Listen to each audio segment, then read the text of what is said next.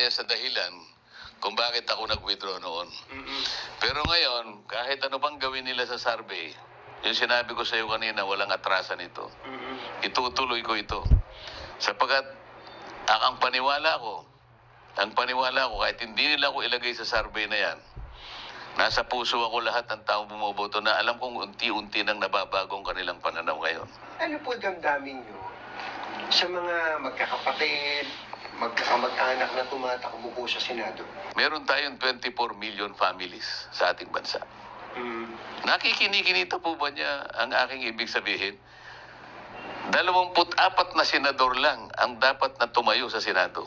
Ang ibig sabihin po nun, ang ratio po ay dapat sa bawat 1 milyong pamilya, doon lang lalabas ang isang senador. Paano po ako sa isang pamilya ay magkapatid? Mag-ina halimbawa, nakikita mo yung mga mata nila umiikot. Paano ka ako maging 3 pa? Tama po po ba yun? Hindi po ba anomalya yun? Isang diretsong tanong uli. Dati, 2 lang mag-ina, magkapatid. Pero ngayon, mukhang 3 tulfo. 3 magkakapatid ang makikita po natin kung ang pagbabatayan po ay ang mga pre-election survey. So, ano po ang damdamin nyo na meron pong 3 tulfo kung sakasakali na magsisilbi sa atin sa Senado? Ay, para sa akin ay kasobrahan na eh. Kasobrahan na, hindi dahil sa maaring nagiging insecure ako eh. Ako, sasabihin ko sa ito, Katunying, hindi bilang isang kandidato ng senador. Gusto ko talaga magkaroon ng mga taong gaganap ng tungkulin bilang isang senador na talagang ang kanilang katangian ay para magsilbi bilang senador. Opo, ako pinagpapasalamat ako dahil sinagot yun. Dahil pwede nyo namang iwasan yung tanong na yun. Pero, Pwede kong iwasan, ngunit pananagutan ko na. meron po ako nakausap na dati pa, kayo ay inaalok na maging miyembro ng gabinete ni Pangulong Bongbong Marcos. Just to set the record straight. Totoo po ba yun na inalok kayong maging miyembro ng official family? Totoo yun, Katunying. Ang totoo niyan ay 3 position pa nga yung inalok sa akin. Ngunit yun ay pare-parehong tinanggihan ko. Yung 2 dahil hindi ako interesado. Yung isa sana na interesado ko sapagkat malapit yun sa puso ko, yung pagpapababa ng kuryente. Ngunit napansin ko na hindi masyadong na-appreciate nung mga dapat na makaalam nung mga reformang gusto kong mangyari. Curious lang po ako, kung Department of Energy po yung isa, tapos yung isa po yung ERC, ano pa po yung Department of Justice at saka yung Department of Agriculture. Opo. Yung Department of Agriculture, ang nag-oper yun ay dating Executive Secretary Vic Rodriguez. Kinausap po kayo. O dahil sa alam niya na ako'y Maglulupa din eh. maglulupa din, Opo, oo. sapagkat naipahayag ko naman yun sa maraming pagkakataon, Katunying. Sabi ko, mas gusto ko sana yung isa sapagkat doon ko makikita yung impact nung gagawin ko. Sapagkat kapag naibaba natin ang kuryente yung impact nun ay massive yung kanyang epekto. Kaya ko po binanggit yun sapagkat imagine, inaalo kayo ng iba't ibang executive position at hindi basta-basta cabinet position po yan. Tapos ngayon, ang dating para kayong nasa oposisyon. Tapatin nyo nga kami. Kayo po ba oposisyonista na ngayon? Naipagkamali nila yon, Katunying. Opo. Kasi kung susuriin mo talaga yung aking ginawang pakikipaglaban, kung may tuturing na yon, hindi nila napansin na ipinaglalaban ko yung prinsipyo namin, yung mga tradisyon namin tungkol sa paggalang sa mga opisinang kumakatawan sa 3 bahagi ng ating pamahalaan. Unang-una, walang magdidepensa. Opo, yung paisa. Kung walang magdidepensa, lalo namang walang magtatanong. Ngayon, naging kaugalian na namin. Kaya sabi ko, this is the unwritten rule, tradition, kung tatawagin. Wala naman tanungan talaga yung 2 opisina ng executive. Ba't ka ako nagkagano na nangyari? Ba't ngayon nag-iba tayo ng patakaran? So naitanong ko nga are we now setting aside the tradition, Madam Chair? That's the first question. If we are setting aside this tradition, is this committee authorized to do so? Ang sagot niya, there's a short answer to both questions. The answer is no. Pero di natuwa naman ako. Ang ibig lang sabihin nun, pananagutan namin yung tradisyon ng paggalang. Pero bago lang yung susunod na tanong ko, nakita po namin na nilapitan kayo ni Congressman Paduano eh. Pero yung mga sumunod na eksena, nawala na sa video eh. Nagpang-abot pa kayo ni Congressman Paduano no? Hindi naman, kasi hindi ko naman siya pinapansin. Nasalita na siya ng salita. Ako, focus lang ako sa sinasabi ko. Ang pagkakaalam ko, nanggugulo lamang siya. Unang-una, hindi ko naiintindihan ang sinasabi niya. Palagay ko rin siya, hindi rin niya naiintindihan. So, hindi ko naman siya pinapansin. Kala ko, dahil parang may umaawat sa inyo eh. Hindi naman. Kilala ko yung tao na yun, talagang ganun lang eh. Okay, yung pong tanong na kasunod dun sa binabanggit nyo kanina na kahit si Abante ang Vice President, Ganun din ang ay gagawin ganun ko. din ang gagawin nyo. Hindi yung tao eh. Oo. Yung opisina ng Vice President ang aking sinabi. Sinesentro ko doon. Ito po, diretso nyo kami. Hindi ba, tanggapin na natin na yung institusyon na yung pinagtatanggol, ang tradisyon yung pinatatanggol, hindi ba sa puso ninyo talagang ipinagtatanggol nyo si Vice President Sara Duterte during that time? Nagkataon siya yung tao ron eh. Mhm. Wala na akong magagawa doon. Mhm. Kung si Paduano pa yun, baka sakaling ipagtanggol ko rin yung opisina eh. Mhm. Hindi ako aalis doon sa alam kong tama. Doon na tayo. Hindi nyo ba somehow ay pinagsisisihan yung inyo pong aksyon na yun? Dahil siyempre, meron mang natutuwa sa inyo, especially yung pong mga Duterte, marami po yun. Pero marami namang nagsabi na ano ba naman tong si Congressman Marcoleta? Bakit ba parang naging abogado ni VP Sara? Oo, ganun ang naging perception nila. At lalo ko naniniwala ngayon na pinupolitika pala nila yung ating Vice President. Lalo na sa mga sumunod na pangyayari na nakita ko na gumawa sila ng mga bagay na hindi na tama para lamang mapilit ang Vice President na humarap sa isang pagdinig. Pero dahil po sa inyong ginawa na yun, kayo ay hinubaran. Talaga, todo. Nakala nyo bang kayo mahuhubaran? O ano po ba yung mga hinubad sa'yo? Baka akala nila kung ano yung hinubad sa'yo. Baka akala yung Amerikana nyo lang hinubad. Pati medyas ko nahubaran eh. Hindi ko naman inasahan sapagkat ang ipinaglalaban ko ay katwiran. Nung una, hindi ako naniniwala na uhubaran ako. Kasi kako, unless they're able to present a better counter-argument. Kasi ang pinag-uusapan natin, Katunying, yung institution namin eh. Pag sinabi mong Congress is parliamentary in nature. Diyan nahuhubog yung tinatawag na parliamentary practice. So nung tinanong, what is the point of order of the Honorable Abante? Wala naman siya sinabing nalabag eh. I will ask Congressman Marcoleta, sabi niya. Are you rebuking this committee? Saan ka naman nakakita ng ganong gato niya? Tinuro ba akong gano'n? Nasaan na yung paggalang sa amin? Nasaan na yung... Normally, third party, third person. May I ask the Honorable Marcoleta if he is rebuking this committee? Saan naman lang eh? Wala na yun eh. Wala na. Saan ka nakakita na sa amin? So, asama na loob nyo. Sa una, sa mabang loob ko, sabi ko, gusto ko pa sana, Papa, anong klase ka kung I am raising a point of order? I am even raising a point of inquiry.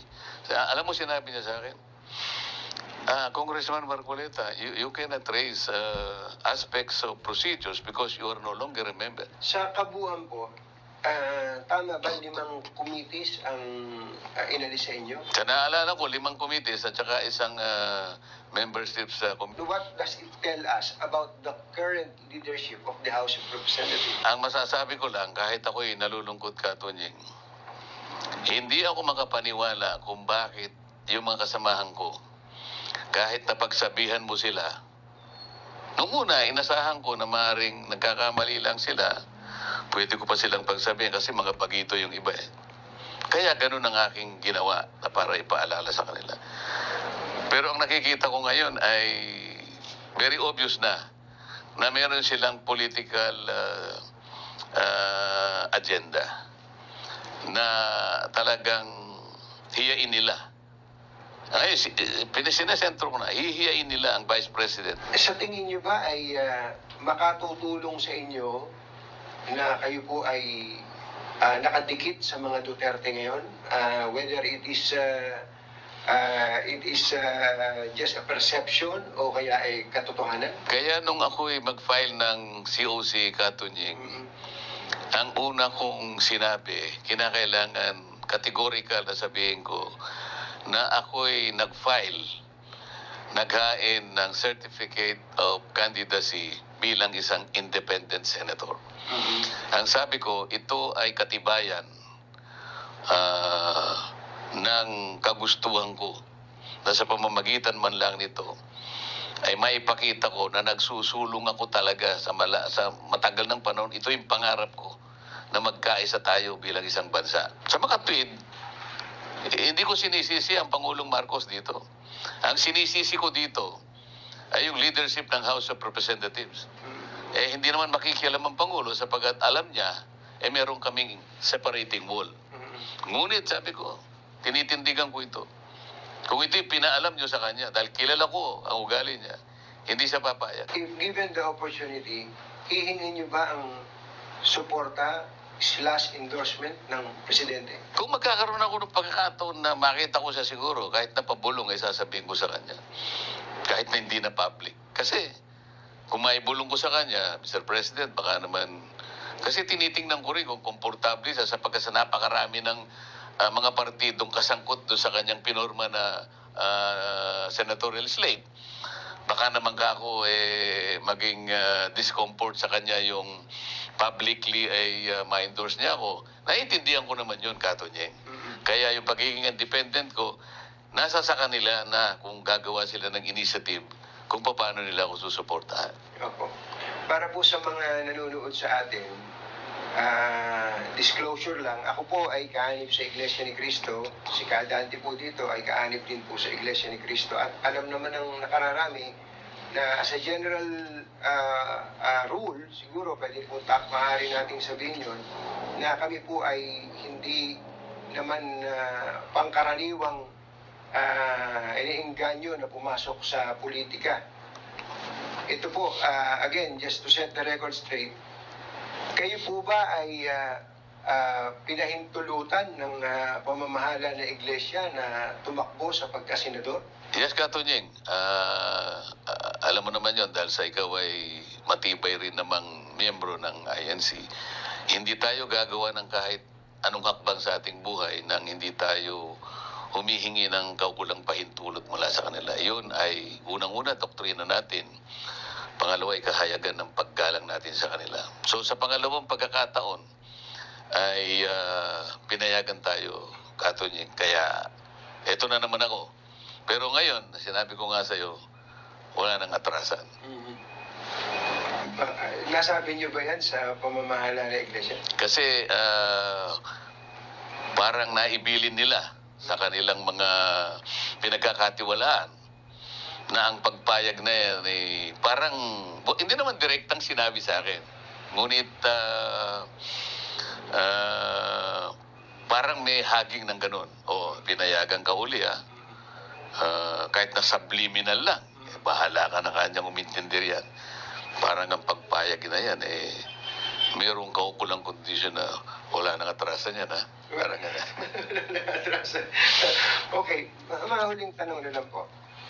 Kung sakaling papalarin po kayo, ano ang unang-unang gusto nyong maisulong na batas na pakikinabangan po natin? Naririnig ko sa inyo, wala kayong bukang bibig kundi puro kuryente, baba ang kuryente. Alam ko, baka napapanaginipan nyo na yun. Other than that, ano ba po? nauuna kasi ang kuryente, Katunyeng, sapagkat ito yung impactful Kapag ito'y naibaba mo, napakarami ng kanyang magiging epekto sa industriya, sa yung ma-generate na trabaho, at pati yung production ay talagang dadami. Pero bukod doon, pati yung tubig kasi kinakailangan nating ayusin yun Yung quality ng serbisyo at pati quality ng tubig, hindi ka maniniwala siguro sa Central Luzon. Kung kailan nakipag-joint venture ang isang kilala mo na na kumpanya, sa joint venture kasi Katunyeng, very basic yung Kapag nagdalawa na yung nagseserbisyo, di ba gaganda dapat kaysa sa nag-iisa? Opo. Ano po bang pananaw nyo na alisin ng totohanan ang pork barrel? Pinaka-idea yan. Ako naniniwala ko yan ang pinakatama. Yan ang pinakatama. Na talagang wala na sanang unabis na power yung congressman na mag-pinpoint pa ng mga projects. Kahit nasabihin natin na wala nang pork barrel. Pero kung halimbawa papayagan pa rin kami na magpalista. Ang kaibahan lang naman kasi, Katunying, noon kasi lump sum siya eh. Yes. Pagkatapos mula sa lump sum na yon, paghahatian na ibibigay. Ang nangyayari kasi, siyempre, makikisama naman yung speaker sapagkat paano naman siya ibuboto ng speaker kung hindi susuportahan ng mga... Kayo po ba ay naniniwala na magiging fair at walang dayaan ang eleksyon na mangyayari sa Mayo? May palagay ako na mangyayari ang isang fair at malinis na eleksyon. Pero pinaka-ideal dyan ay yung maaaring meron ding konting magiging problema kagaya ng nangyari. Pero sa kanyang kabuuan ay gusto ko pa rin maniwala na magiging patas pa rin at credible sapagkat bago ako nag-file ng aking Certificate of Candidacy, nagkausap na rin kami nung chairman ng COMELEC. Opo. Sa hindi siguro alam ng ating mga kababayan, matagal kaming matalik na magkaibigan ni Chairman George. Alam niya yung aking mga ginawang initiatives ay hindi para sirain ang COMELEC o lalong-lalo na siya. Kung hindi, kailangan ipakita natin yung vigilance natin sapagkat yung boto ay importante, sagrado. Usapin niyo na po yung ating mga kababayan.